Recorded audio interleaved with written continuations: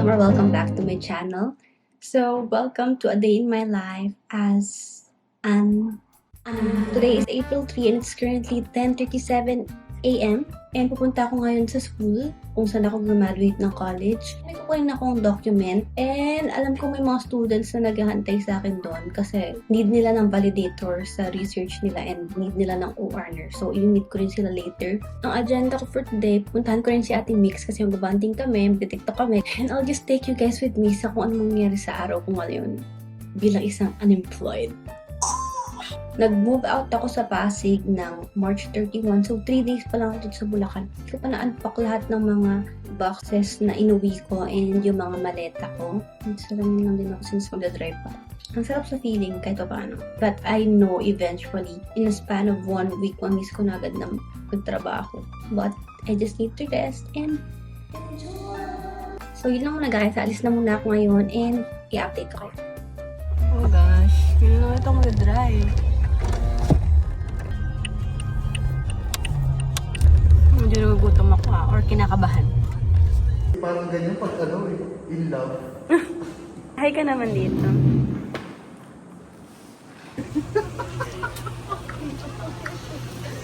Thank you! Hi guys! Ano I'm the Mr. Nursing Fourth Runner up 2025. Galing. Bye! As an assistant nursing student. Hi guys! So galing na akong school, galing na akong Olfu and nakuha ko na yung document na need ko. So ito na yun. Na-validate na rin yung research, yung questionnaire ng mga student nurses na nagpa-validate sa akin. So kinuha nila ako as validator nila and ang sweet, binigyan nila ako ng coffee. So sana matapos nila yung research nila. Ganun din kami parang 2 years ago. Kaya alam ko yung pinagdadaanan nila right now. Wala akong ibang hinuhope kundi matapos nila yun. Dito na ako kila Ate Mix. And retouch lang ako ng onte. Mag-mall kami ngayon. Hindi ko alam kung saan yung trip namin. As an unemployed, dami akong time pero limited ang budget.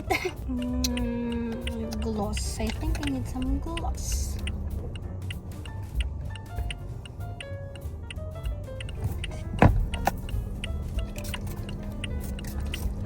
Nilalagay ko lang yung gamit sa likod para makaupo yung passenger princess ko for today. Let's go. Chat ko na siya. Wait. Wait ko lang si Ate Mix kasi magpapunch siya sa work niya ng 2 p.m. and it's currently 1:41 or baka papasok pa ako sa kanila but ang gulo-gulo na ng hair ko. As an unemployed, wala akong pang-ayos ng hair. Wala akong pang-treatment ng hair ko. Nagtanong din ako sa HR ng Olfu if may opening for school nurse pero wala. Meron sila opening for CI but wala pa akong masteral. Kaya you guys stay tuned para alam nyo kung ano yung mga gagawin ko sa buhay ko. And later plan din namin mag-jog. So nagdala ako ngayon ng pang-jogging ko. And bonding namin to ni Ate Mix. Since almost a year na ba kaming hindi nagkikita. Siguro last kita namin. Siguro last year pa nga talaga. Tatampo kasi yun sa akin kaya ngayon sinusundo ko na siya. So if you're watching this, at yung binigay nilang coffee sa akin. Spanish latte ito. Hindi pa ako kumakain. So, feeling ko kakain muna kami. Timixan ka na. Masaya lang. Feeling ko taon na ulit ako na hindi ako nakatira sa hospital right now. Pero alam ko mamimiss ko rin ito mga ilang days lang. After 3 araw or 1 linggo, parang maghanap na ako ng trabaho. I mean, maghanap na yung katawan ko ng trabaho na ayaw niya ng ganito lang. Kasi wala rin akong panggastos sa sarili ko kung wala akong trabaho. Pero ang saya. Ang saya na nakakalabas ulit ako kasama yung mga friends ko. Like, I miss this. Pero this is just temporary. Hindi ko naman parang ganito ako for the longest run. Natambay lang. Pero ang sarap sa feeling. Welcome back. Makapag-tiktok na kami natin. Working girly. Welcome to a day in my life as an unemployed. Unemployed pero dapat ganito. Ikaw ang employed. A day in my life as an unemployed. Unemployed will... Oh, thank you. Aww! Thanks! Cute yan. Siyempre, yung kakulay ng iyong cellphone. Yes! Love it! Parang ka mabangungot. Ganun ba yun? Totoo ba? Hindi.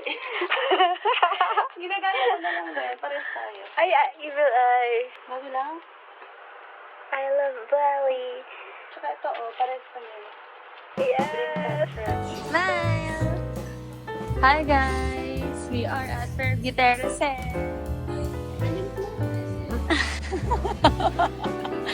Word of the day, guys.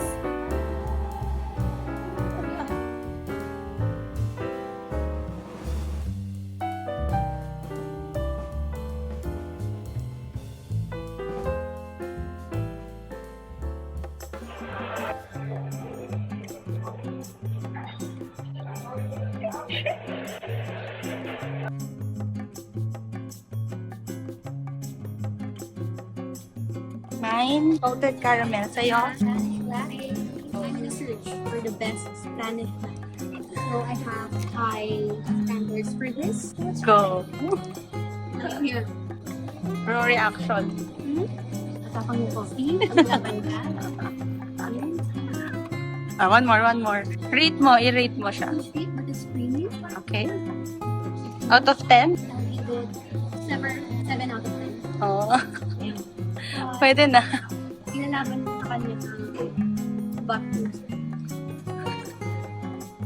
Hindi ako pinulang pa sa comment. Hindi. Pinamana ka? Yeah. Give your thoughts. Hindi ako nag-salted caramel kasi.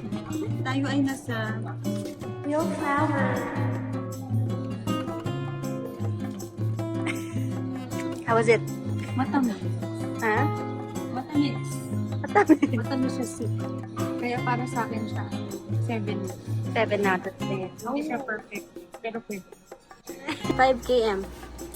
Done. Done. And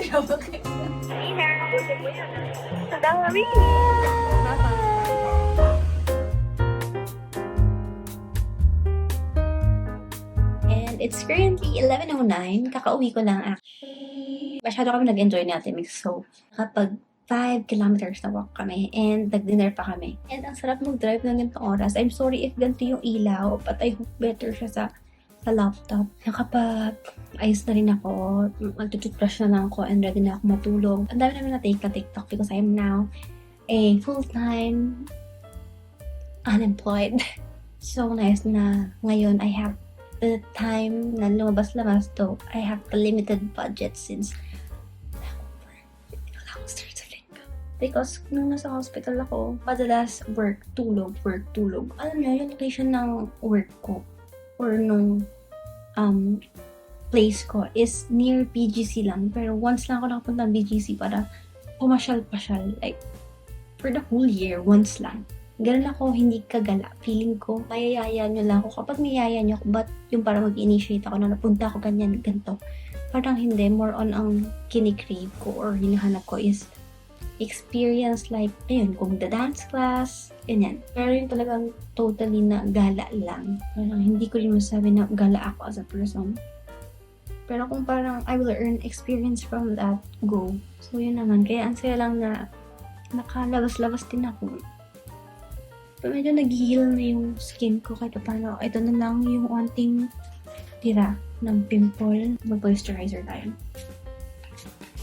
Ang dami ko lang sinabi. Mag-outro lang naman ako and I'm just to prepare for another day tomorrow. And nakuha ko na yung ginawa ko school.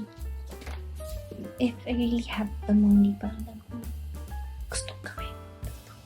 Isa to sa mga iniisip din ng isang young adult. And I think it's normal naman.